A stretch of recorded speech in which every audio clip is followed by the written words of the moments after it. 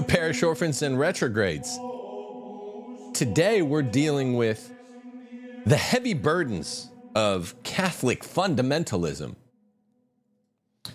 A video done by Mr. Trent Horn of Catholic Answers yesterday wherein he named myself and a few others that he designates Catholic fundamentalists. And get this, Trent, whom I know, is a nice guy.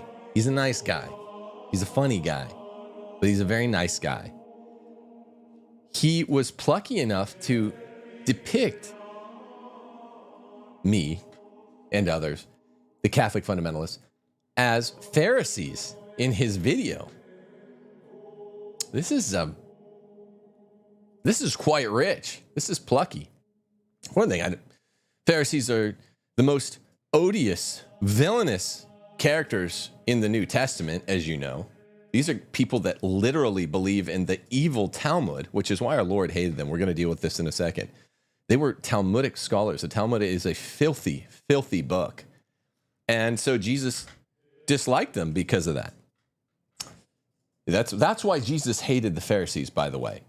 They're Talmudic scholars. Unlike other Jews in the day, like the Sadducees, they used the Talmud, which is a book of basically demonic worship that comes out of Babylon. It's mixed in with Old Testament teachings, but it's like a Babylonian form of demon worship mixed in with Old Testament teachings. And Jesus hates the Pharisees that way. Now, normie Catholics, like those at Catholic Answers, where Trent works, have been saying that the Pharisees were hated by Jesus because they were like too good. They were pristine. This is a load of rich creamery butter to cite The Simpsons. It's because they were a den of vipers. Jesus calls them a den of vipers. They're the worst characters because they use the Babylonian Talmud.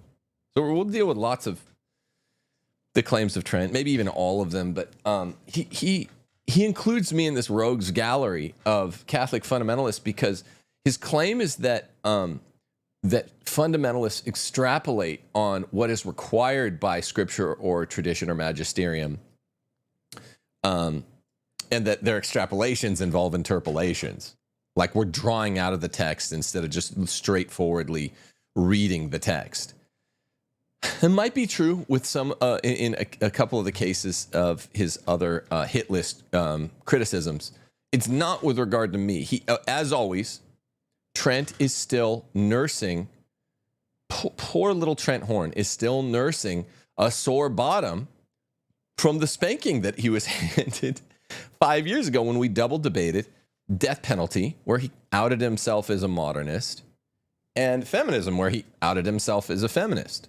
And ever since, he's been looking to spin gold from straw and make that not a ginormous embarrassment for himself and his organization. And so, you know, he's a nice guy and I like him, but he's engaged in a lot of girlish passive aggression, and even had literal girlish passive aggression because his wife, you know, and he, in whose head I occupy far too much real estate. I have a smaller show than he does. I have a smaller, cooler audience. He has a bigger, dorkier audience, more normie, more boomer. You know, if you could measure the amount of members of all the Catholic audiences with guys that work out repping 2 plates on bench, it's going to be the retrogrades. You people are the bros and the chads out there. But it's not as large an audience. I didn't get in this rap game to get a huge audience. And this is what, you know, I went through all this when I started this channel, and I told Taylor Marshall, you know, peace out. It's not about the biggest audience. It's about getting the truest audience where you can say the most true stuff so you don't become a captive creator. Well, Trent and his wife was making videos targeting me, my wife, my brother, troubles we've had, you know, whatever, for like a year. This is a lady with a very non-mellifluous voice taking pot shots for a year. And I didn't say boo. That's fine. I have thick skin. I've always had thick skin. And I grew thicker skin over the last, 5 or 6 years. You want to be on the internet, well, you got to work.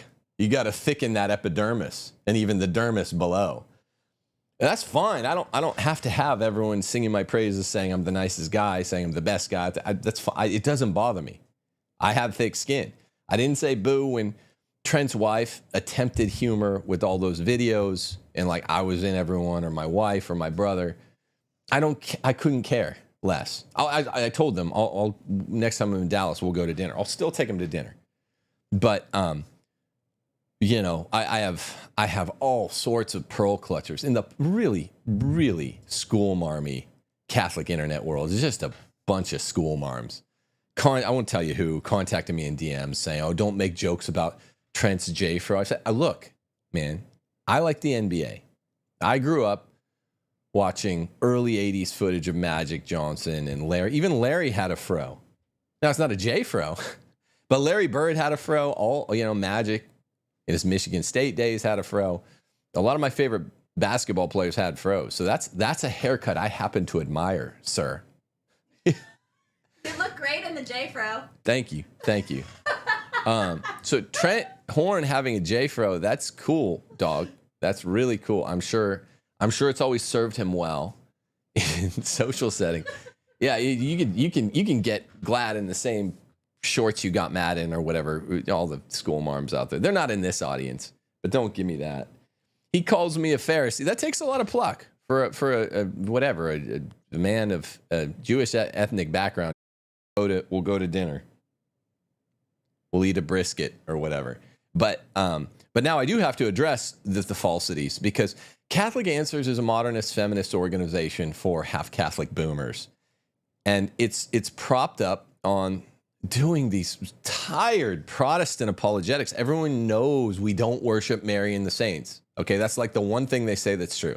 We don't worship Mary and the saints. Here's why. Okay, unless you're retarded, aka Protestant, you don't believe this. You know we don't worship Mary and the saints. And then everything else they do justifies this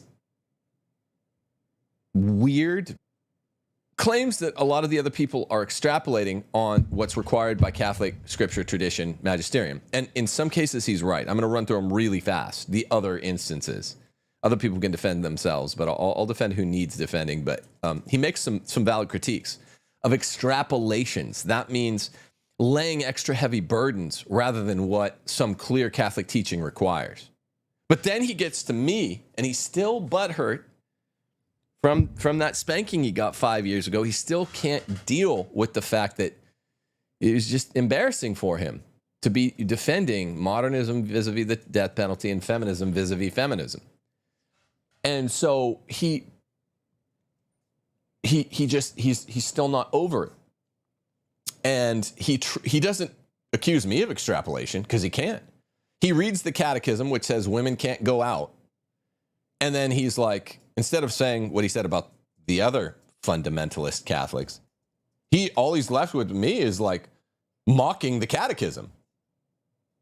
It's bizarre. He just literally says, what about like moms who want to go on a play date? What is a play date? Moms who go and play with each other, I guess. Says, what about moms that want to go to each other's houses and go on play dates? I don't know what this is. Trent, you're a big, I guess, guy who uses the lexicon and the neologisms of suburban housewives. That's cool. But I don't know what a play date is. I guess it's where mothers get together and discuss over coffee, and they call it playing on a date or something. I have no clue. We don't talk like that here. But yes, that is forbidden by the catechism. And instead of charging me about extrapolation, I'm laying extra heavy burdens on top of what the Catholic requirements are. I just read them. And he was mad 5 years ago when I read him the catechism. So he just starts like he did 5 years ago. He hasn't learned a damn thing, mocking what the catechism teaches. But then one time he says, they say this means wives can't work outside the home. What about play dates or homemaking classes at other women's houses? What are these things? I've never done any of that. Who wants to? I mean, a woman's place is in the home, dude. The catechism says that. I'll read it to you.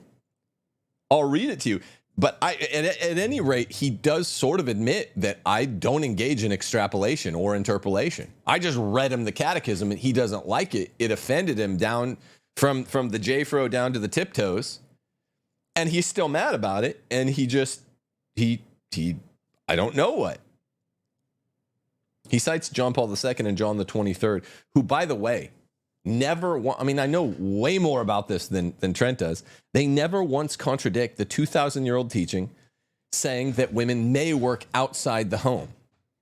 They flirt because those are, two of the most liberal popes in the last, ever, John the 23rd and John Paul II. They both were the two most feminist ones. They flirted with the idea of, by insinuation, women may work. But John Paul II says this, friendo. He says this directly. To take up paid work outside the home is wrong from the point of view of the good of society and of the family. To take up paid work outside the home is wrong from the point of view of the good of society and of the family. Now, he's not talking about single women. That's John Paul II, who did call himself a feminist. He flirted in other places, and that's in Laborum Exercens. He flirted in other places with language where he doesn't stipulate. Does he mean married women, and does he mean work outside the home? Single women can work outside the home. Married women can work inside the home or in its curtilage. The term of art is curtilage. That's because they're allowed to aid their husbands in husbandry, in yeoman's work, and farm work. Okay? So they are allowed, married women are allowed to work inside the home, and single women are allowed to work outside the home. But even the feminist pope, not Francis, but John Paul II, wanted to call himself the Christian feminist pope, says this. I'll repeat it from Laborum Exercens. To take up paid work outside the home is wrong from the point of view of the good of society and of the family. Okay? And this comes having considered that the Roman Catechism do we have the duties of wives? Trent does read it. It says women are not allowed to go outside of the home except in extreme necessity with the permission of their husbands. Yeah. To train their children in the practice of virtue and to pay particular attention to their domestic concerns should be the special objects of their attention. The wife should love to remain at home. They're not even just saying you have to remain at home.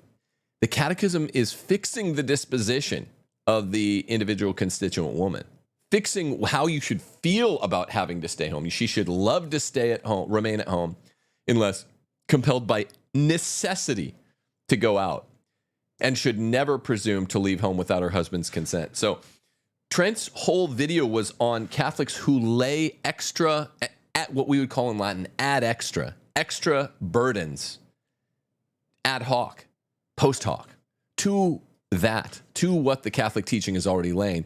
And there are some Catholic fundamentalists who do this. Jacob Imam makes quite a strong, now popularized case against usury. I don't know about the 401k thing, but Jacob convinced me about a lot of my blind spots because being raised, under a boomer kind of cosmology, you don't even think that usury might be bad. And I just hadn't thought about it that much. Fish swimming in dirty water. So Jacob and others made a pretty good case. It's pretty clear. Same as what I'm saying is pretty clear about usury. Now, 401ks, I don't know if that counts. Risk offsets it according to Gregory the Ninth and the Fifth Lateran Council, which are very old. They say if you're taking a risk, that's worth, you can get a little interest. I don't know exactly how 401ks work. It's very boring. It's a very stupid inside baseball. No one really cares kind of thing to talk about unless you have a 401k, but I don't. But at any rate, he's trying to lump me in with some weirdos who say you can't even hold hands, during courtship. Yeah, there's some weird guy. I don't even know. I don't watch Catholic YouTube, okay? I make my videos and people notify me when someone's taking a hit out, and I watch other stuff on YouTube. Watch NBA stuff. We're looking out for Stranger Things 5 updates. Okay. I don't care about weirdo guy who got beaten up in high school who makes a video about you can't hold hands. On the other hand, I don't care about weirdo guy who got beaten up in high school who says, I'm a Catholic fundamentalist, except, it's Trent Horn. So so I have to defend myself a little against it. The unifying theme is most of these Catholic YouTube guys, excluding myself and a couple others, were weirdo guys that got beaten up in high school. And it's kind of Revenge of the Nerds. And my audience knows this. Doesn't mean I hate these guys. A lot of them are nice guys. They're nice when they're getting stuffed into lockers in high school, and they're nice guys now. But that doesn't mean I'm going to take it on the chin when Trent is lumping me in with a group of extrapolators. He's calling Pharisees, and come on.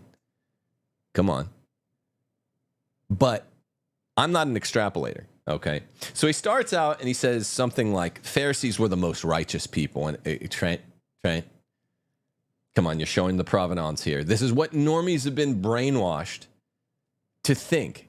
Pharisees were not the most righteous. Jesus says they were a den of vipers. Now, in other places, he does say, do as they say, not as they do.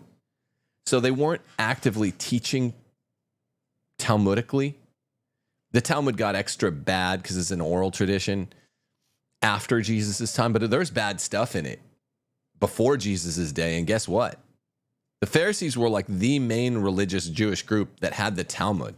Filthy Babylonian demonic book mixed in with Old Testament teachings.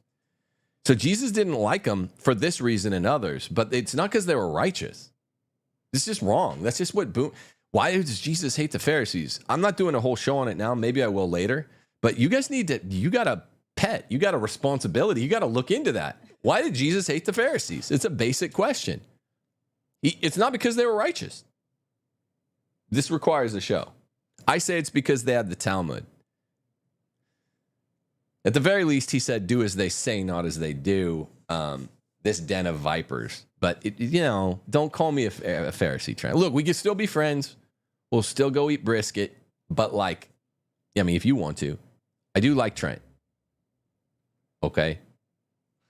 Even if I live rent-free in his head for the last 5 years, and there's acts of passive aggression, I forgive thee. It's cool. But, Catholic Answers is one of the main outfits that's served to brainwash normie Catholics, low information Catholics, that the Pharisees were extra good. There's a lot of bias loaded into that. In this whole, what's the relationship between the Jews and the Christians and the Old Testament and the New Testament? There's a lot of bias laid into that by saying, the Pharisees, Jesus hated them because they were too perfect. It's like a Michael Scott resume filler. What's your greatest weakness? I'm too perfect. The Pharisees were not perfect. These wicked vipers, the ones that killed Christ, they worshipped at the Talmud, the demonic post-Babylonian book. Well, I'll have to do a show on that. That's not what this is about. So after making this false claim that his modernist, feminist, Catholic Answers outfit has made, and I've written articles for their magazine, by the way, he turns to NFP, and I was confused at first by what he says about natural family planning, because at first he claims trads like it, and I was like, what? He just misspoke. Trads hate and condemn it, and then he eventually gets to articulating that. He course corrects and says, well, they don't like it, and they lay extra onerous burdens on Catholics vis-a-vis what you're allowed to do with regard to, how strictly procreative must the sexual act between husband and wife be. And when he gets around to correcting himself, saying trads hate or love NFP, I do agree with part of what he's saying. It's actually part of what he's saying is undeniable. As undeniable as my rebuttal to Trent will be, just as a matter of fact. You don't add rules. We don't need extra homework. So if he just said that, if he'd gotten on and he selected the right people who were like the students raising their hand and asking the teacher for extra homework, we already have onerous restrictions to live a good Catholic life. When it allows us to do X, Y, or Z, little leniencies, take it. Put your money in your pocket. Go home. You won. I agree with that. And aside from liturgically, and I guess whatever he thinks about me just believing in the natural law and men and women, I'm not a gender dysphoric. Aside from those two things, liturgically, Novus Ordo is going to go away because it's garbage. In the Latin Mass, yeah, it's just best. It's the real Mass. I'm not saying the Novus Ordo isn't at present moment the real Mass, but you can hear. So I guess I'm traditionalist there, and I'm traditionalist because I believe men and women are different. Unlike Trent, he believes we're the same thing. He believes men aren't in charge. He believes in some made up Protestant doctrine called mutual submission, where they added the word mutual, which appears nowhere in Scripture. Aside from those two things, I really never identified with traditionalists because I don't get spun off on. He used a word, purity spiral. He said it's a concept. It's not a word. Milo Yiannopoulos crafted it.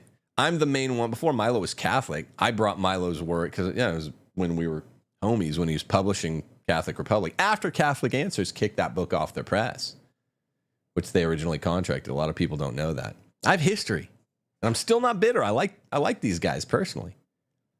They're just kind of dorks. Doesn't mean you don't like them. But Milo coined that term, purity spiraling. Milo's a great coiner. Think what you want about him, but it's not like a formal concept. It's funny he's explaining it like downstream of that which he knows, which is just the sort of normie, actually, online Catholic world. So it's just funny to hear him say this stuff. Then he goes through and he makes a point that if it were made properly would be a good point. He says, look,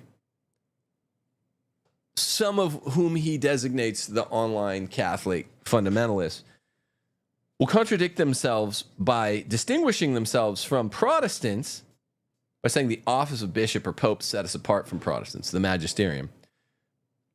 But then they'll criticize the bishop and the popes. Well, yes, here's the thing. Trent's not as good with distinctions as I once thought he was. He's really not. Say it with me, people, parish orphans and retrogrades. The office of bishop and pope distinguishes us from Protestants. And it distinguishes Eastern Orthodox from Protestants for that matter. It does. The office. That doesn't mean that collectively there can't be a 95% sort of apostasy, low key or high key. You can have bad bishops and bad popes. That's a fact. And there's no limit. Don't give me it can't be most of them, but it can be as many as it can be. If there can be one, it could be up to all of them.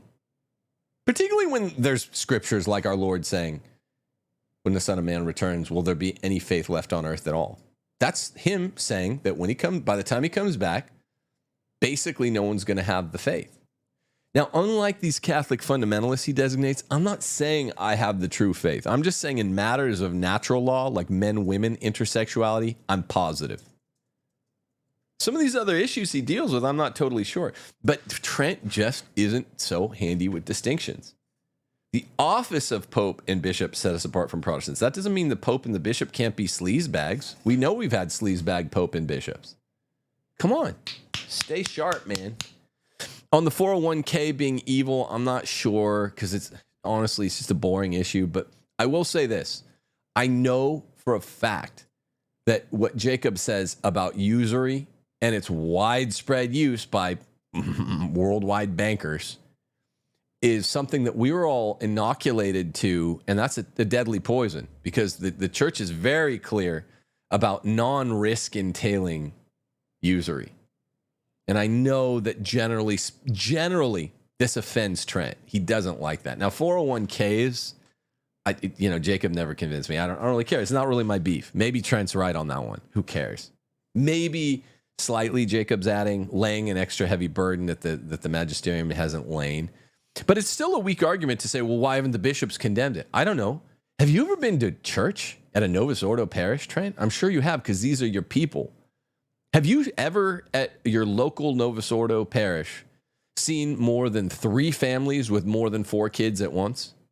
And does the pastor, or if the bishop's saying mass, does the bishop say a damn word? No, of course not. You know they're all contracepting their wits out.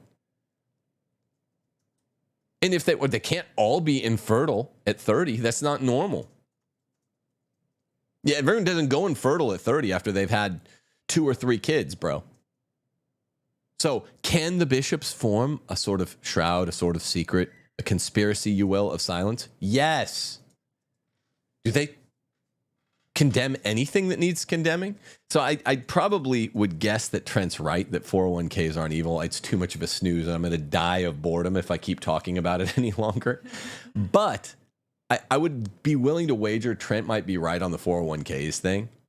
But Jacob was responsible for opening a lot of people's eyes about usury simpliciter, usury more broadly speaking. So thank you, Jacob E. Mom. Being wrong, assuming Trent's right on that, does not mean he's a fundamentalist. It means he might be overextending a principle. Might be overextension. Might be underdetermination. There are all kinds of technical modal things he might be doing. Who cares? I don't even care about it. Then Trent just kind of recurs to this other Catholic answers nonsense because they have to justify why they keep going Protestant apologetics just because it's a money bag and because boomers like it because it's easy to not be Protestant. But he says this nonsense that Protestants were really traditional. He repeats this canard. It's outright prevarication. That, you know, the Protestants in 1517, they were just they were too traditional for the church. That is a load of bullshit. Okay. By 1527, within 10 years, the majority of Protestants were singling out Martin Luther, saying, yeah, bro, the Eucharist isn't real. Martin Luther, before even the Reformation, he wrote a letter saying, I have to wear these damn monkish robes because he'd killed like 2 guys in duels. Martin Luther was not like this hardcore Catholic who was just too hardcore. They repeat this lie because it serves Catholic Answers constituency, money bags. Their constituency is half-assed Catholics that want to start maybe considering to use their other half of an ass in their Catholicism. Boomers that are getting a guilty conscience because the boomers are getting old and dying. And now after a lifetime of 60s, 70s, oh, I'm Catholic culturally, nonsense, God is love. That's the main thing. Little acts of kindness. No, that's not it. You can't contracept, confrere. The boomers who contracepted their lights out, and the Catholic Answers does tell the truth on that. But on stuff like feminism, all the boomers had these working wives. They just will not tell them. They will not tell them. And I think a lot of this began on Sunday when Larry Chapp, when this long-housed guy that's sometimes associated with Catholic Answers, Larry Chapp, wrote a tweet against me saying, like, I'm equal to my wife. I was just like, that's your problem, bro. And I mean, come on, physiognomy. Let me see a picture of these guys, and you don't have to tell me how much they bench. I know. Well, I know you're equal with your wife. Your wife probably benches as much as you. But that's not natural. That's not healthy. That's not the natural law. I'm going to read for the 15,000th time all of the Magisteria. 20th century Magisteria saying men and women aren't equal. Men and women's rights are not the same. Men have different rights than women. I'll read one to you right now. This is Pius X, a 20th century pope. It is a mistake to maintain that women's rights are the same as man's. Women in war or parliament are, and this is before women had the vote. Was it? It was right around the time women got the vote. Check me on the exact year. I think this is like 1901. Are outside their proper sphere, and their position there in war or parliament would be the desperation and ruin of society, having women leaders. Why? Because we don't have the same rights. Women are created to follow. Men are created to lead in the family and out. Women created as man's companion must so remain always under his power. That's a 20th century pope. Trentanius. Trentathy. Can I just call you Trent for short? This is, who is this? Benedict 15. With religion's decline, cultured women have lost their sense of shame along with their piety. Does this sound like what's going on in the streets now in college campuses, OnlyFans pages? They lost their sense of shame along with their piety. Many, in order to take up tasks ill-befitting their sex, he's talking about working outside the home, which has been prohibited for 2,000 years, took to imitating men. Doesn't that sound like my claim? It's gender dysphoria. Others were abandoned the duties of wives. Now, this definitely means women, gender dysphoric women that work a job outside the home, for which they were formed to be cast into the current of life. Trent, are you hearing this? Wifely, okay, now this is Pius the 11th. These are all 20th century popes. Benedict 15, Pius the 10th. This is Pius the 11th. He's talking about wifely work outside the home, not inside the home or in the curtilage, but outside the home, is the debasing of the womanly character and the dignity of motherhood, of the whole family, he adds, as a result of which the husband suffers the loss of his wife, the kids of their mother, and the home and family of an ever-watchful guardian. Why do you think does this sound consistent with the Roman Catechism saying women aren't allowed to leave the home except in grave necessity, Trent? You can mock it. You can mock being Catholic. But this is the 20th century popes saying this is why the Catechism of Trent said that women should be at home. Get it? I'm not adding diddly squat to teachings. I'm not laying extra heavy burdens. I'm not extrapolating. Pius the 11th continues, this false liberty, meaning it's wrong, and unnatural equality, meaning men and women aren't equals, bro, Larry Chap, with the husband, is to the detriment of the woman herself. For if the woman descends from her regal throne, he means in Christian homes, where they shouldn't leave from, except with the husband, she will soon be reduced to the old state of slavery and become, as among the pagans, a mere instrument of man. Here, I don't mean Steph has never been outside of her home without me. What I mean is, maybe you've noticed, women are very, very bad drivers. This is my best friend in the world. You are a crappy driver, right? 100%. Why? Because I'm a woman. Because you're a woman. Don't say because your eyes are bad. Because you're a woman. Women, have you seen the difference, the science in reaction times, hand-eye coordination? It is dangerous to have women drivers on the road. It's a danger that we're subjected to for political expediency. I can't change the laws. I'm not really a trad. I'm not really a LARP except for liturgically and intersexually. If Steph wants to go somewhere, I just drive her. I mean, sometimes she'll drive herself, but I'm worried the whole time. It's pretty rare that you drive yourself. It's not like a hard and fast rule. She just doesn't go out a lot. When I hear from guys that are like, well, what about play dates? I'm like, well, I'm not a gay man, so I don't know what that is. I literally don't know what that is. Wives get together and play with each other? Are you kidding me? Grown women. Sassy Karens are always saying grown-ass man. Grown-ass woman get together and they play with each other. Or I'm assuming they just drink coffee. It's called a play date? Just have more children. And you have your play date at your house. Yeah, skip the NFP. Men, work on your pectorals for a week or two, and then get to making more babies. If you work on your pectorals, women will want to make more babies with you. Here's still, your wives will want to make more babies with you. This is still Pius the 11th. To abuse the years of childhood and limited strength of women is grossly wrong. He's talking about women working outside the home. This is what the whole encyclical is about. This is Quadragesimo Anno. He's talking about women working and two incomes. So outside the home working. It's an abuse and it's wrong. Mothers should work in the home or its immediate vicinity. Trent Horn, he literally says this. Pius XI says, women should work in the home or its immediate vicinity, comma, Trent Horn. Did you know that? Did you ever see that part? What is it? In this, he was like some sort of prophet. He said, mothers should work in the home or its immediate vicinity, comma, Trent Horn. Oh, yeah. It's because he was a prophet and he knew. He doesn't really say Trent Horn.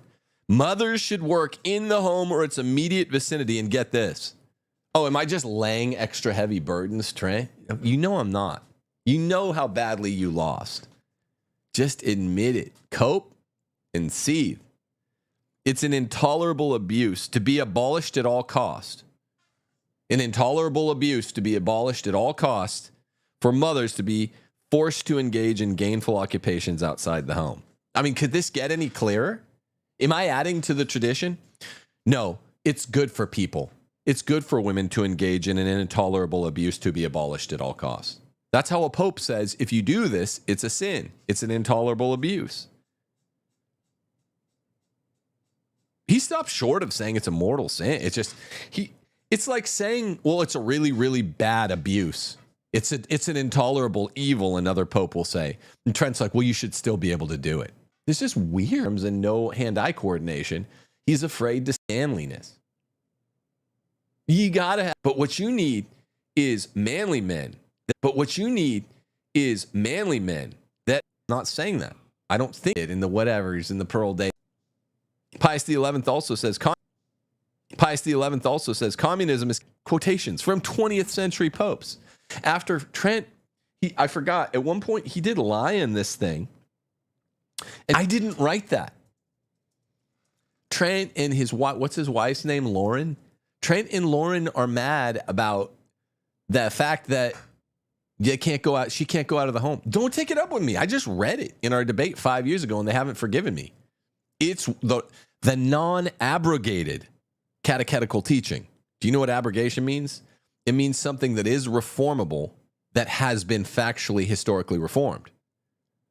Now, we're going to read other instances where something is abrogable, reformable, and it has been reformed, and then some trads are still holding to the unreformed version of that proposition. That's wrong.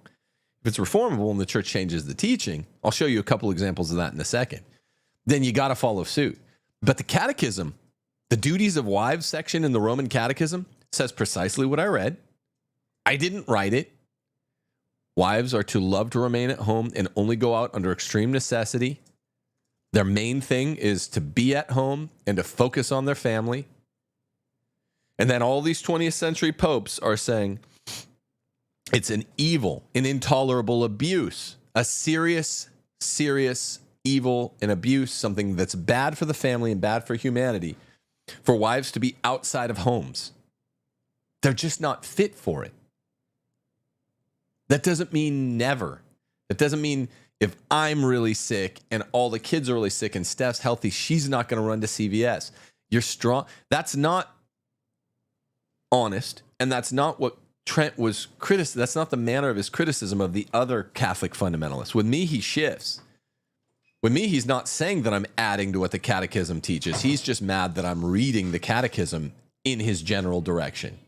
And what all 8 of the 20th century popes said that verse in the catechism meant.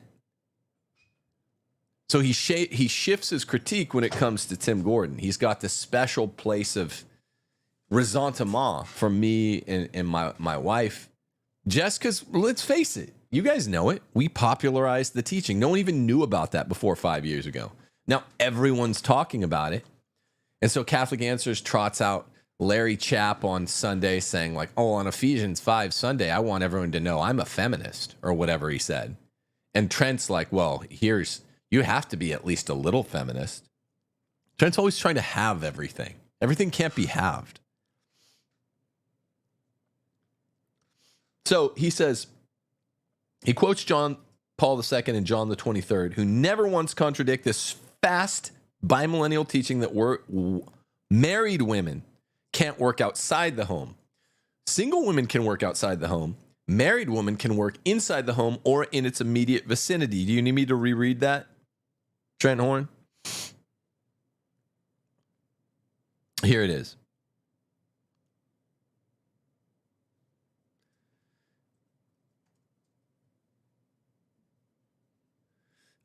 To abuse the years of childhood and limited strength of women is grossly wrong. He's the context in Quadragesimo Anno in 1931 is 2-income households and how they're evil. Mothers should work in the home or its immediate vicinity. That's to aid with farmer husbands. That was more of a thing in 1931. It's an intolerable abuse to be abolished at all costs. This is like an evil, a sin, a vice that needs to vanish, he's saying. An intolerable abuse to be abolished at all costs for mothers to be forced to engage in gainful occupations outside the home. The key word is outside the home. And that doesn't mean like they can't set foot outdoors. They're allowed to help farm. Me and Steph love gardening together. We love doing stuff in our yard. It should not be a habit, a daily kind of thing, that women are going away from the home. It's dangerous. They're bad drivers. All around our house are just 2-lane highways. It makes me worry. I don't know why more husbands. If you don't worry about your wife when she's out driving a lot, then there's something wrong with you. They're bad drivers. They don't have. We're not the same. Driving's dangerous even for men. It's the most dangerous thing we do. Every once in a while, Steph will go run an errand without me. Usually we're just together because we like being together. I'm her bodyguard, her chauffeur, right? Amen. But if I'm really sick or something, she'll go to CVS a mile up the road without me, and I'm worried for that mile. And you're like white knuckling it because you're just some woman. You're some woman.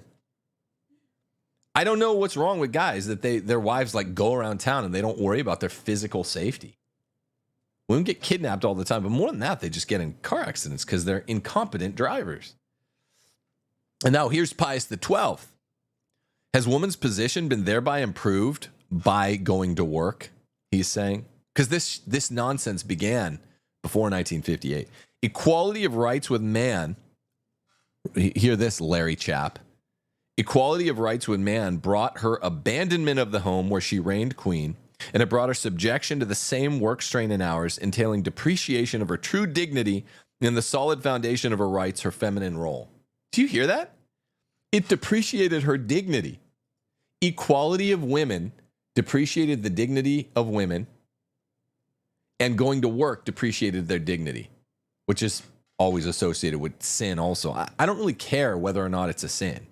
All these popes are saying it.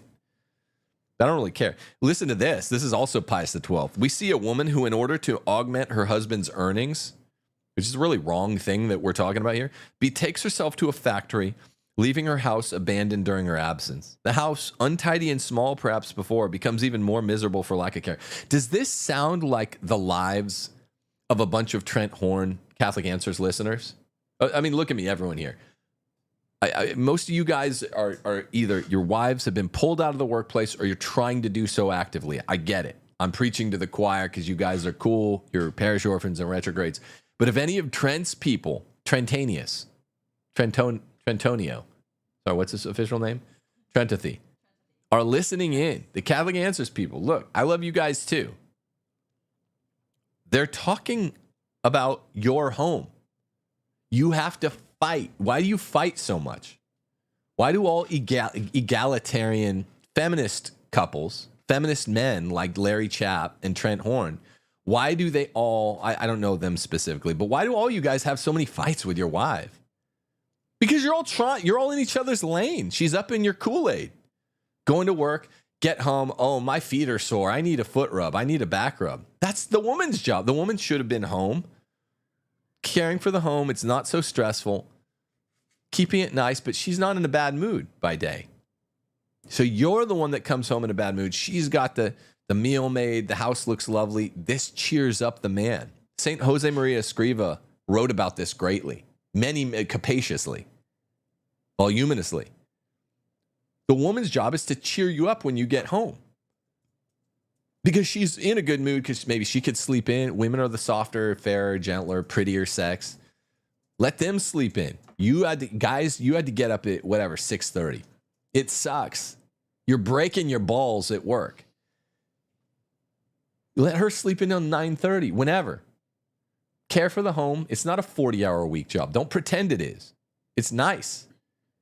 She's safe. She's in the walls. She can journal. She can do watercolor once the chores are finished. She can do whatever she wants. She wants to talk to her friends, call them on the phone. I don't know, take a nap, journal, read, write, do something creative, poetry, play the piano forte. It's a lovely existence. She'll be in a good mood when you get home from shitty work. And then she's home. Oh, she's a sight for sore eyes. This is your beautiful wife. You missed each other all day. All the schlubs at work are not punks you want to hang out with. This is the well-ordered home. This is what Pius XII is talking about. I don't want to go out with the guys for a beer. I was always the guy working at the high school. The other teachers with feminist wives, half of whom were like working with us, I was like, you guys want to go to get quesadillas after lunch? You want to go to... No, I want to go see the prettiest person I know. The nicest person I know. The person who makes me feel the best. A fun person. One of the funnest people I know. I want to go hang out with one Stephanie C. Trentanius Gordon. She has the same name as Trent's first name. I want to hang out with her. That's not BS. And it's not like, oh, maybe in a good day or a good weekend, but just all the time. I was always the guy like Jim Halpert, once he gets married, that just wants to go home. And I hate boring stuff. It's because it's fun to go home when you're married to a wife like Stephanie Gordon. It's dope. It's exciting. There's always something fun happening. There's always something on being baked if it's fall, or there's some crazy plan being baked up if it's not fall. That's life. That's the married vocation. Pius XII is talking about how much life sucks for all these feminist embittered schlubs like poor Larry Chapp. It's like, well, we're equal in my household. They're like crying as they tell you this. They're the same guys that never want to go home. And you can't blame them because their wives are like getting home from work, cold, messy house, nothing on the stove, no little treats being baked in the fall. They get home and their wives are like, I need a back rub. It's awful. It's gender dysphoric. It's like a couple of dudes living together. Two-income housing is basically gay marriage. Sorry, Larry Chapp. I mean, literally, this is what Pius XII said. Basically, it's gay marriage. We see a woman who, in order to augment her husband's earnings, betakes herself to a factory, leaving her house abandoned during her absence. The house, untidy and small perhaps before, becomes even more miserable for her lack of care. That's a boom face. Betake yourself to a nunnery, woman. I like that verb, too. Even Vatican II, which Trent and Larry Chapp love. Even Vatican II joins the 20th century popes in condemning wifely non-domestic work. It says in Gaudium et Spes, the kids, especially the younger ones, need the care of their mother at home. This domestic role must be safely preserved. Oops. Here's Paul VI, who was like maybe a Freemason. Even in the glorified state, in humans, the difference of sex exercises an important influence. So he's saying men and women aren't equals. Men are outrank women. Much deeper than ethnic differences. The latter do not affect the human as intimately as the difference of sex. It's a big deal. Why is Larry Chapp and Trent Horn trying to tell us men and women are the same thing? The effect of God's will from the beginning, male and female, he created them, were so different. And then here is even John Paul II. To take up paid work outside the home for women is wrong from the point of view of the good of society and of the family. Oops. So Trent, okay, so I go through all these, as I did on Trent's show, and everyone's like, now we pretty much just won. Now everyone's talking about it. No one knew about any of this stuff before. The last 5 years have been very successful from the point of view, not that we didn't get blowback, not that it made the channel huge, because it's still pretty much just the ballers that come here. It's a mid-sized channel. Trent's had much more demographic growth. I mean, it's not hard to get demographic growth. You just tell people what they want to hear. On this channel, we tell people what they need to hear, what the truth is, and that's fine. And I'm fine with whatever speed of growth. But we've had ideological success because we shifted the goalposts. I mean, the better way of saying it is like we moved the yardsticks. We stretched the Overton window right. Catholic Republic did it for subsidiarity. Now people are talking about subsidiarity in a way they never had before. Case for Patriarchy and Ask Your Husband did it in a much, much more mainstream way for patriarchy. And now we have this book coming out and this class coming out that Catholic Answers is probably trying to guard against on September 11th. You can pre-order them today. The book and the class go together. Go to timothyjgordon.com and order. The book is Leave and Cleave. The class is called The One Flesh, like workshop. 9 chapters, 9 lessons to the... I think I turned you up. Yeah, she did. We found in 2 of her biographies that her and her husband actually had very distinct conversations about the fact that her job will and did affect her mothering and her vocation to the household. And as a matter of fact, right before her death, she and her husband agreed that she would stop working. Because it's wrong.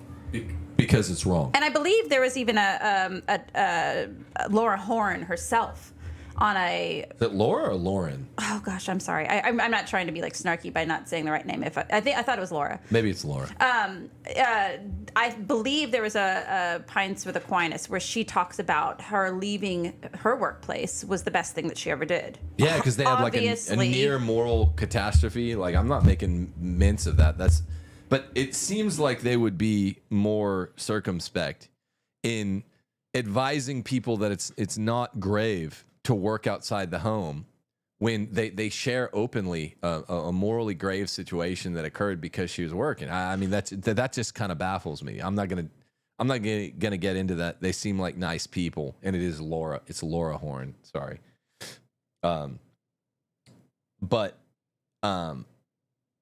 I mean, that's just a weird flippancy to be like, well, here's my daring tale of courage. I worked outside the home and it nearly catastrophized,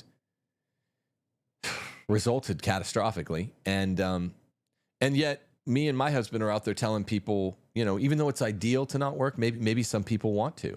Some women want to work outside the home, even though all 8 20th century popes affirm the Catechism of Trent, which says that women can't. Not only can they not work outside the home, but they shouldn't even be going outside the home, which Trent is bizarrely like two-minded on.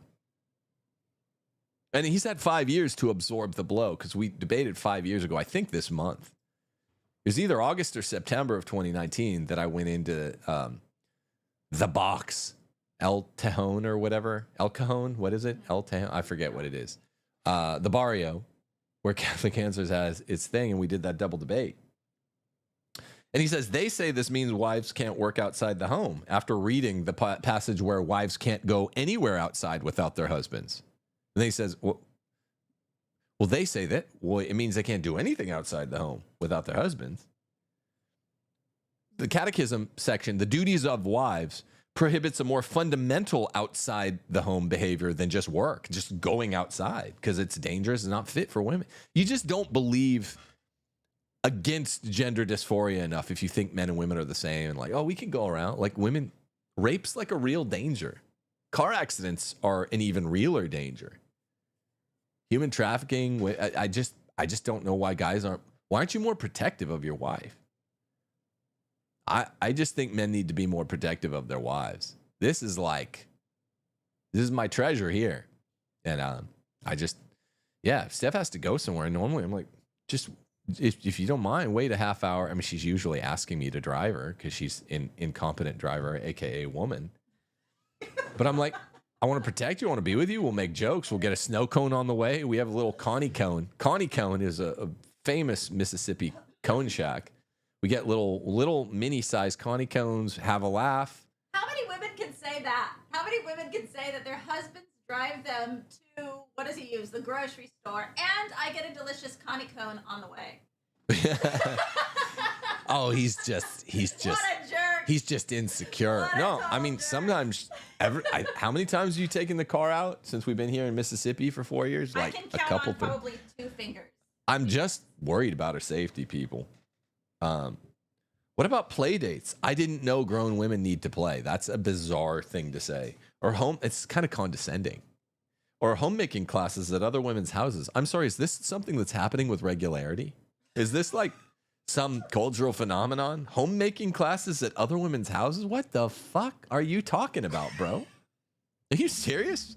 Is this like a thing? Is this what's happening with middle-aged whites in the suburbs? Caucasians.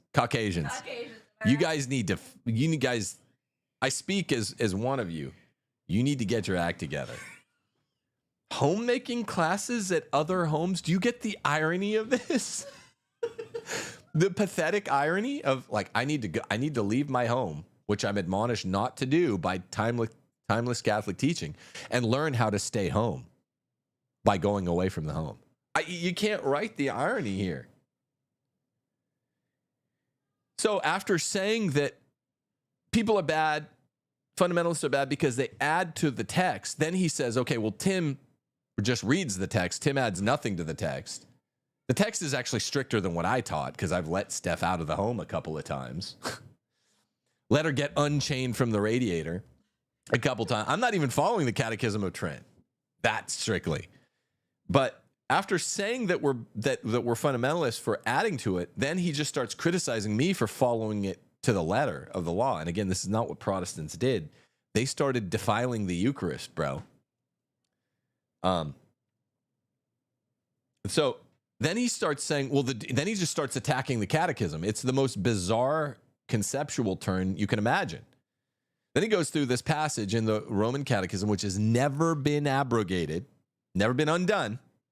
And he just starts attacking it and mocking it and saying, well, this just isn't very practical. It might have been prudential then. It's called a duty. Duties in the Christian tradition do not shift. It's a natural duty. He's like, well, it must be prudential. No. Evidently, you and your wife don't live this way and don't want to be anything other than accommodated. Then he cites in the Roman Catechism something that has been abrogated, specifically by canon law. Married couples must abstain for 3 days prior to taking the Eucharist. That is a discipline which can be abrogated and was abrogated by canon law. We don't have to do that anymore. If you think Trent Horn is sharp after watching that video, then get your head checked. He says duties of wives, which has never been abrogated. It's in full force. Abrogated means taken away with legal force. It's never been abrogated. Then he compares that to a discipline, which is never called a duty, a natural duty. It was a discipline which was specifically abrogated by the church. And he says they're the same thing. Then he tries this other tack, because he's just wrong. He tries this other tack and he says, well, there's this spot in the Roman Catechism. This is hilarious. This is the last point. Then I got to go. There's this... I got to go get Connie cone. My wife needs Connie cone. It's really, you think it's silly, but it's really, really, really good. They have more snow cone flavors than you can imagine. It's just a panoply of flavor and a panoply of flavors. They have so many. What is it, like 150 flavors? At least. In Mississippi, one thing I learned is these Hicks, they take their snow cones seriously. I love it here so much. Yeah, me too. And I want the accent. But so look. He quotes, this is very slick. If you're a retard, it's slick. He quotes the Catechism of Trent, and he says, well, Tim cherry picks. Or Tim cherry picks. I can't do it. I'm not good at accents. But he says in that voice, that horn voice, he says, Tim's cherry picking because he follows on the not letting your wife run around and get a job, run all over town. He follows that, but he doesn't follow this. That children pay it as a tribute of respect due to their parents or those under whose guardianship and authority they are placed, not to engage in marriage without their knowledge, still less in defiance of their express wishes. He says, I didn't follow that because Steph and I always tell adults, get this, because Steph and I always tell adults, go ahead and get married if you want to get married. A lot of feminist conservative parents will try to stand in the way of your marriage because they don't even want you to date till you're 30 because they want their daughters to have careers.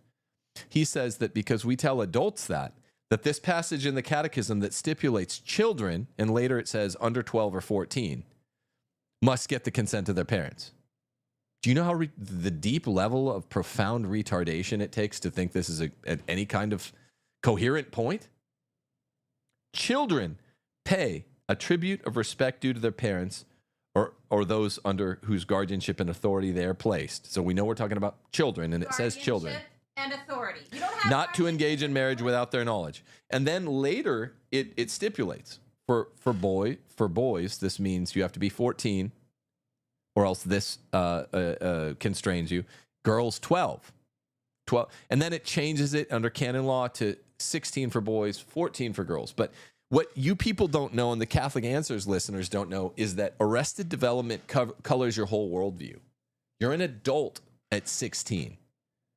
So when I told specifically college kids, go ahead, we did a video, Steph and I, on college.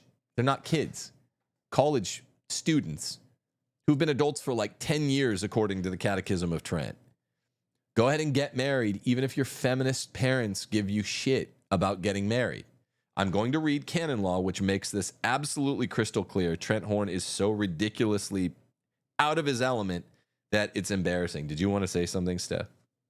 I'm going to read you all the canons. We're talking about children it says children, but it says whose guardianship and authority. You're not under your parents' guardianship and authority when you're an adult who can contract marriage, which is why you don't need their permission. And it's also How why can you not have seen that? It's also, well, he did. It's a ruse. It's dishonest intellectually, I think. I think he saw it. I don't know.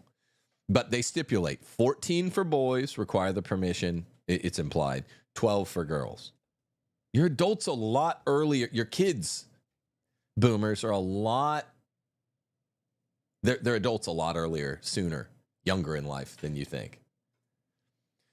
Canon 1057, Code Section 1. The consent of the parties legitimately manifested by persons qualified by law makes marriage. No human power is able to supply this consent. Supply means substitute. And they stipulate it's just the woman, just the man being married. No human power is able to supply this consent. Section 2, matrimonial consent is an act of the will by which a man and a woman, no, not children, mutually give and accept each other through an irrevocable covenant in order to establish marriage. Canon 1058, all persons who are not prohibited by law can contract marriage, because you can't be a kid without consent. Code Section 1 of Canon 1071, except in the case of necessity, a person is not to assist without the permission of the local ordinary at number 6, a marriage of a minor child when the parents are unaware or reasonably opposed. You hear that? So what child means child. Child does not mean adult. An adult can, it's official here in canon law, can marry with the consent of only himself and the spouse, with 2 witnesses. Canon 1083, Section 1. A man, before he has completed his 16th year, in Trent it was 14th, of age, and a woman before she has completed her 14th year of age cannot enter into a valid marriage. Canon 1089, no marriage can exist between a man and a woman who has been abducted or at least detained with a view of contracting marriage with her unless the woman chooses marriage of her own accord, not her accord and her father's, after she's been separated from the captor and established in a safe and free place. Canon 1104, Section 1. To contract a marriage validly, by the contracting parties must be present together, either in person or by proxy. To be valid, this is Code Section 2 of 1104. The mandate must be signed by the one mandating and by the pastor or ordinary of the place where the mandate is given, or by a priest delegated by either of them, or at least by 2 witnesses, not 4, all the parents. It must be made by means of a document which is authentic according to the norm of civil law. Oh, Canon 1130. For a grave and urgent cause, the local ordinary can permit a marriage to be celebrated secretly, aka the Braveheart marriage. That is, 10 canon sections that verify absolutely this is children, but you don't even need them because what he cites from says children. We're talking to adults. Anyone over 16. You do not need the permission of your parents to marry. If you want to get married young, as the catechism reads, Trent just evidently can't read or comprehend. You need your parents to say you can get married if you're a child. This is the most common sense thing in the world. What if your dad's Pat Finn? What if he's an evil guy? What if your dad, more realistically than an evil guy, what if he's just a dumbass, brainwashed feminist and he wants the girl not to date and not to get married? Do you know how many of these stories I know with high school graduating seniors who are adults, according to our church, that want to get married freshman year of college or sophomore year of college or junior year of college? These people have been adults for half a decade by our church's standards. Yes, they do not need the feminist father's permission. The Catechism of Trent makes this clear. Only children under 12 years old need the permission. Or under 14 or under 16, it changes. Guardianship. It says it in the actual Right. sentence he read. Under Right. the authority and guardianship. I mean, this is a smart man. It was in the next sentence. It's not to be believed that he thought that was a good point. It's not to be believed. It's embarrassing, but people, this is what you do. This is why there is such an onus of responsibility on people even doing what we do, even though we're not like bishops, because people aren't going to go read it. 90% of them, they just take it. You could slip anything in there. This is another place in the Catechism of Trent. Listen closely. Marriage is not a mere donation, but a mutual agreement, and therefore the consent of one of the parties is insufficient for marriage. Just the man. The consent of both being essential. You need the consent of the man and the woman. That makes a marriage. You do not need the consent of any of your parents if you're an adult. Holy cow. And Catholic Answers ran an article called "It's Okay to Marry Young." The modern catechism even deals with this. Matrimonial consent in 1625. The parties to a marriage covenant. Now, Trent doesn't like the Catechism of Trent, which is why he's thrown this snit for the last 5 years. Absolute hissy fit. That's the Roman Catechism. His show is called The Council of Trent. It's so bizarre. So much cognitive dissonance out of this horn fellow. But he's a nice guy. But this is the modern Catechism 1625. The parties to a marriage covenant are a baptized man and woman, free to contract marriage, who freely express their consent. And to be free means not being under constraint, not impeded by any natural or ecclesiastical law. That's how you make a marriage. It does not require consent of the parents for adults, people over 16. Bye-bye. The next one, 1626, says the church holds the exchange of consent between the spouses to be the indispensable element that makes the marriage. 1626. We're talking about adults. If consent is lacking, there is no marriage. Thomas Aquinas talks about it in the Summa. Question 45 of, I'm guessing this is the first part of the second part because of the topic, and it's Article 1, whether consent is the efficient cause of matrimony. He makes it absolutely clear it is the consent of the two parties. Trent read a very specific stipulation as if it were generic. For children underage, they need the consent of their parents. Adults, like 18-year-olds, graduating high school seniors, 17-year-olds, do not need the consent of the parents. And it's relevant today because Trent should, and Larry Chapp should damn well know this, because most conservatives are feminists, like you guys. And many, I learned this as a high school teacher, many conservative fathers of graduating high school senior girls are telling them nonsense, pagan nonsense, like go out into the working world. Don't even date until you're in your late 20s. I don't want you to get married till you're 30. I won't give my consent because I want you to be a powerful businesswoman, because they're long-housed, cucked boomers who are feminists, whose wives beat them into submission, and they swallowed the anti-gospel of feminism. So it's really relevant. And I saw that as back when I was a high school teacher, as a teacher of seniors, senior level girls, 18-year-olds who are graduating. And they're like, so many of them are like, I want to go to college, get a husband, and get out of there. Because they weren't brainwashed yet. And they'd taken my class. And like my dad and my mom, oh my gosh. It is a generational warfare. Also, I'd like to point out that I think the critique was against us, particularly that you didn't ask my dad to marry me. I was 21 when you proposed, so well beyond the age. I was not 14 years old or 12. What were you when you proposed? You were 22 when you proposed to you. But yeah, you could have been 17. And when I proposed, and I still didn't give a damn what your dad thought.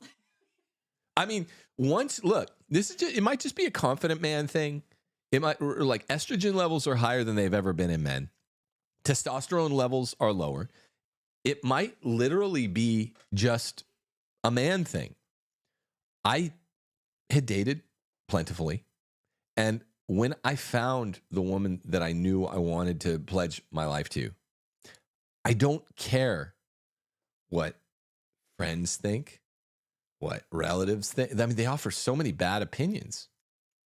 I mean, particularly when you're talking about baby boomers, they just offer bad opinions. Now, my own father offered me great advice because he married my mom when she was 19 and he was in his young 20s, and they are each other's best friend. And so my parents, no one has a perfect parent, but they have a very, very strong bond, and it was a very good model. And so when I've been dating Steph for like a year, and Steph and I had been friends before we dated, I remember we were watching Two Towers, me and my dad, and he was just like, "Are you going to get married or what? You guys seem close." And I was like, "Oh yeah, that's true." and it kind of helped me. And my dad was not big. It wasn't big on unsolicited advice. So when he said that, I was like, "Oh, that's a great point." So I'm not. This is not a tacit critique of my own parents, but I don't care what anyone thinks. I was already going to do it. I wasn't rushing. And he was like, "It's been a year, man." That's good advice. But most people don't have boomers around that will give them that advice. To my dad's credit, most boomers are, say stuff like, "Oh, don't even date till you're 30." I think Steph's dad had said something like that. But I mean, he's a conservative. He was probably more joking or anything, and he was nice at our wedding and nice when we got engaged. So we did not have a problem with my dad or Steph's dad or my mom or Steph's mom when we got married. So it's not like this is autobiographical. Incidentally, all of our parents were supportive. What my autobiographical info that I'm bringing to bear on the principle is my experience as a teacher. All our parents supported us getting married. And Steph's dad was mainly joking when he'd said that. And he's, I don't think, a feminist, but he's conservative. But as a teacher, lots and lots and lots of conservative I taught in Bakersfield, California, the most conservative spot. They liked when I made jokes about Homo sapiens and stuff like that. Also the most illiterate city in California, but we're not going to talk about that. So it was a conservative Catholic school, but they weren't like trad. So the only problem I would get into is when I'd be talking to the junior or senior level girls, and I was like, "Yeah, hey man, there are some good guys here. No one's been spoiled yet. I meant morally, sexually, all that. Yeah, meet it. If you have a boyfriend here and you like each other, don't throw it away to go to college. Like, get married. You're 18. If you have to decide ultimately, but you have a 2-year boyfriend, you're crying because you think you have to go away to college. If he's going to go away to college, get married and go away with him." I mean, a lot of times I would bring up wanting to get married first. I'm like, you have to be the ultimate decider, but don't let boomers who are feminist, even though they're conservative feminists, a contradiction in terms, break up your vocation. If God's given you a strong I saw it happen so much. It was a sad story. Just don't let them break up your love, man. Listen to some old Motown love songs and stuff. Like, same thing for religious vocation. A lot of parents don't want their kids to enter like religious vocation. Yeah, when you're an adult, you can do it. Yeah, exactly. Which the Catechism also addresses. So if you have a vocation to marriage or a vocation to the cloth, what I'm mainly addressing as a high school teacher, not from my parent, my dad, Steph's dad, my mom, Steph's mom. I didn't ask for permission to marry Steph because because it's a fake permission. I'm going to do what I'm going to do, and we weren't children.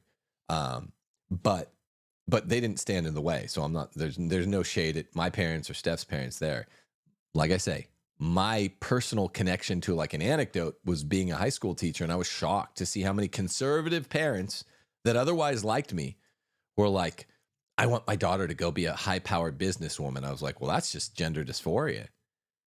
Don't encourage her to marry her boyfriend." I was like, "But they love each other. Why are you standing in the way?" I mean, if they don't love each other, then don't get married. But if they love each other, why are you trying to break them up? That's really sad. By the way, high school's the best place to meet your spouse. College is a saturnine bacchanal. College is just like, try to get a girlfriend or boyfriend. Yeah, you can do it there. In between, people are having sex in the corner, doing coke. That's the modern college campus. Don't go to college if you can avoid it. if you have a high quality boyfriend or girlfriend, this is the main purpose. You're adults. By the time you're 18, you're adults by the time you're 17, as far as the church is concerned. Canon law says 16 now. And your feminist parents don't want you to get engaged. Tell them to pound sand. That is not contradicted by the Roman Catechism. The Roman Catechism, a fortiori, bulwarks what I'm saying. So, Trent's still really sad about what happened 5 years ago. And, that, I don't know what to say. You got to take your losses. This is why it's good to have at least one or two guys that was serious about playing sports. When I take a loss, it's just like, yeah, I did bad then. I'm going to get it back next time.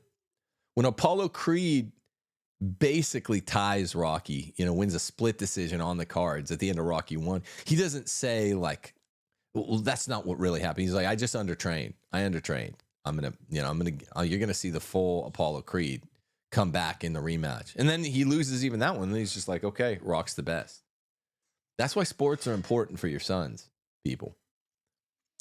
Boys that don't play sports end up just trying to make everyone pay and imposing. If you don't play sports, you impose a dissimulative, to use the Nietzschean term, a dissimulative ressentiment on the world. And it's always just revenge of the nerds. You lose something and you're just trying to get them in passive aggressive other ways. Just make your boys play sports. It's fundamental. Men need sports to teach them about how to lose and how to win.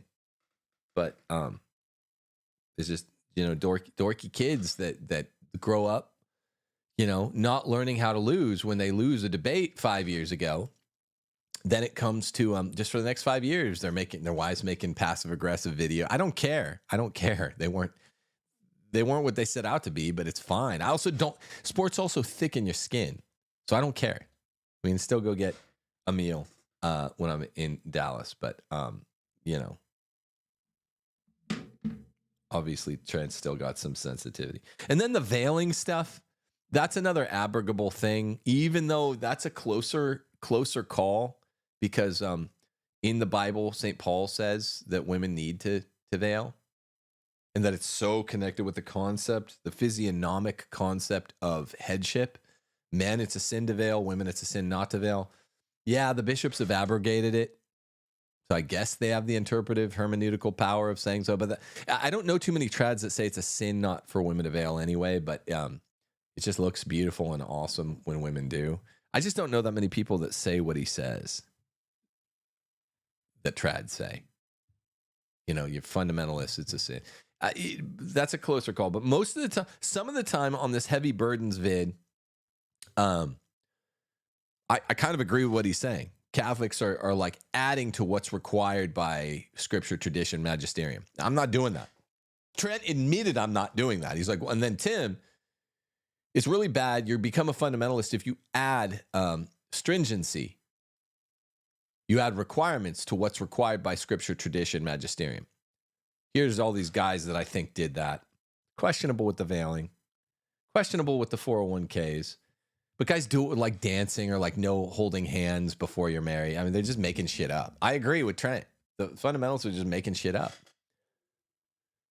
Why? We're Catholics. We have all these canon law rules telling us what we can do, can't do. Why borrow stringencies? Secular people already think we're crazy. Follow the laws, don't add to them. But then he turns to me and I'm just like, look, this is a clear teaching by Catholic tradition. I read you all the 20th century popes that say this is right. And the catechism clearly teaches women are supposed to be at home. Trent read the passage. And then he's no longer criticizing me for adding to what the Catholic tradition and magisterium and scripture requires. He's mad at me for reading it. You see that? And he's not going to win this one. You're not going to spin gold from straw, Trentanius. And it's real. You might have thought, ha, Council of Trent. That's cool. That would be cool if you were like, in any sense, non-modernist. You aren't always attacking the Council of Trent. He's just always attacking the Council of Trent, and then his podcast is named after it. Maybe like the Council of Trent attacking the Council of Trent. It's spelled S-E-L-C-I-L. S-E-L in the first sense and C-I-L in the other sense. That would be kind of funny, but as it is, he just sounds like a trad guy. It's a weird name for a podcast that hates the Tridentine teachings. Always going after people that like the Latin Mass. Always going after people that can read about men and women. Always going after folks that believed in the kinds of disciplines that were considered Tridentine, like veiling. It's been a bad time for Catholic answers under Pope Francis. They need a pope that's just kind of anodyne and middle of the road, mealy mouth like John Paul II. Or you can just go back to spinning out this machine of here's why we don't worship Mary and the saint. It's so boring. Why do you guys watch Catholic Answers? Maybe you should have a word with Trent's parent or guardian. Yeah. Tell him what to do. Evidently, I need to talk to Trent's parent or guardian because he thinks adults need their parents' consent to do adult things. In the realm of parent or guardian, I will say I did give him quite the spanking on his bum 5 years ago in that thing, in that double debate. And he said some pathetic stuff in the death penalty. I mean, he's really against the clear teaching of Scripture qua death penalty in that death penalty debate. And he's against the clear teaching of Scripture on men and women in the feminism debate. By the way, in the book of Sirach, it says that a man brings shame on his household if he's economically supported by his wife. I forgot about that one.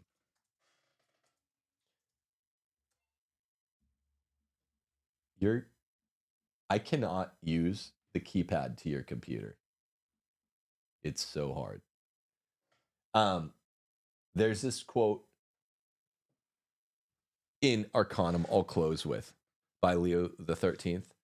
Now, this is from 1880, but he was a pope that spanned barely into the 20th century, so I count it. The mutual duties of husband and wife have been defined, and their several rights accurately established. Several meaning they have different rights, Larry Chapp. Larry Chapp, does your wife make you wear chaps, Larry Chapp? They are bound, namely, to have such feelings for one another as to cherish always very great mutual love, to be ever faithful to their marriage vow, and to give to one another unfailing and unselfish help. The husband is the chief of the family and the head of the wife. Oh, Larry doesn't like that. Larry does not like that. The woman, because she is flesh of his flesh and bone of his bone, must be subject to her husband and obey him. Oh, dear. You just made Trent and Larry. Catholic Answers does not approve of Pope Leo the 13th in his teaching Arcanum. He says the woman, because she is flesh of his flesh, less than him, under-ranking him, bone of his bone, must be subject, meaning under, to her husband and obey him, not indeed as a servant, but as a companion, so that her obedience shall be wanting in neither honor nor dignity. That's beautiful. Not a servant, but a companion who's lower than him. Since the husband represents Christ, and since the wife represents the church, let there always be, both in him who commands and in her who obeys, a heaven-born love guiding both in their respective duties. For the husband is the head of the wife, as Christ is the head of the church. Therefore, the church is subject to Christ, so also let wives be subject to their husbands in all things. Pope Leo the 13th is a Catholic fundamentalist, folks, according to Trentonio Horn. And a Pharisee, even though he's a Gentile. It's just funny when non-Gentiles are calling Gentiles Pharisees. And yet, I wish I had a fro. What are you doing in the thumbnail? I do in the thumbnail. You rock that fro. Thank you. Thank you. Thank you. And thank you all for thinking what I know you're thinking, that in a J-fro, I look so good. I love you all. Trentonio, I need to learn his full name. Trentanius. Keep making those videos. Keep that treadmill going, man. Because I just don't know. I can't figure it out. We need Catholic Answers to stick around. Last thought, for real. Do Catholics worship Mary and the saints? It's such a tricky question. And is the Eucharist the real presence of Jesus? Or are the Protestants right in saying that it's all fake? They need to continue to exist because we just don't know without Catholic answers. They have an indispensable place in dealing with the really tricky questions. Like, should you go to a Protestant worship ceremony with stains on the wall? It's just so obvious. They supply the obvious answers. But keep it on that treadmill, bro. Keep making up stuff about feminism. God bless you and your family, Trentonius. God bless you all. Hopefully this clarified the nonsense. Daysville.